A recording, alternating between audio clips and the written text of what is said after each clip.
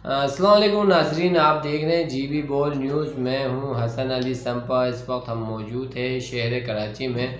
अगर हम शहर कराची में इलेक्शन के ऊपर बात करें, 8 फरवरी को इलेक्शन होने जा रहे हैं पूरे पाकिस्तान में।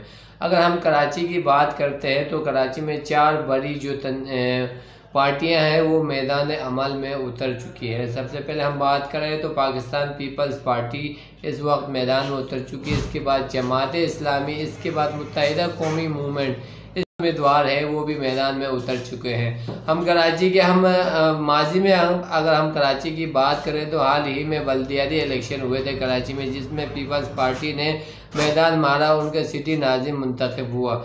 इस इलेक्शन की अगर हम बात करें तो इस इलेक्शन में जमात इस्लामी वो वाहिद पार्टी है जिसको अभी तक हुकूमत नहीं मिली।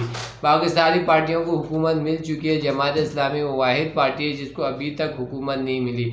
लेकिन इस बात हम पूरे कराची में देखते हैं तो जमात इस्लामी के जो काम है, जो बैनर वगैरह है, जहाँ वो सबसे ज़्यादा इन्हीं के नज़र आते हैं। हम जानने की कोशिश करते हैं कि जमात इस्लामी वाहिद पार्टी है जो अभी तक कराची में ना मेयर हासिल कर सकी है। एक दफ़ा इनका मेयर आया था, इसके बाद दोबारा मेयर इन्होंने हासिल नहीं किया। अब इलेक्शन में भी इनकी भरपूर कोशिश है कि किसी तरह मैदान मार ले, क्योंकि इस वक्त पीटीआई जो हुकूमत थी, उनके जो उम्मीदवार है वो आज़ाद उम्मीदवार के तौर पर मैदान में उतर गए हैं। इस वजह से जमात इस्लामी को भी बड़ा बेनिफिट हो सकता है। और हम बात करें पाकिस्तान पीपल्स पार्टी हाल ही में मुसलसल एहतजाज जलसों का सिलसिला इनका जारी है, लेकिन अभी तक कराची में इनका कोई जलसा नहीं हुआ है।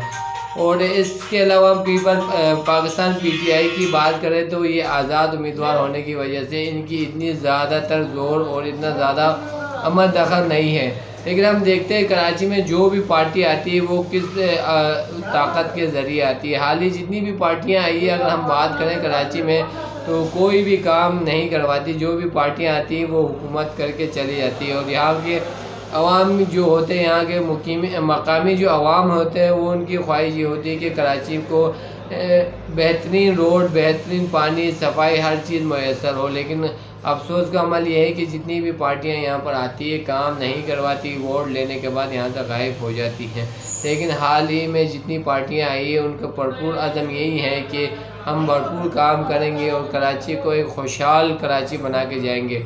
आए देखेंगे, इसी हवाले से हम इलेक्शन 8 फरवरी को देखेंगे कि कराची की जो तकदीर है वो कौन सी पार्टी के हाथ में जाएगी, कराची की जो कुंजी है वो किस पार्टी के हाथ में जाएगी, और वाकई वो कराची की तकदीर को बदल सकते हैं या नहीं सकते। हमारे साथ रहेगा, जुड़े रहेगा। इस तरह की और भी मज़ीद मालूमात आपके साथ शेयर करते रहेंगे। वस्सलाम।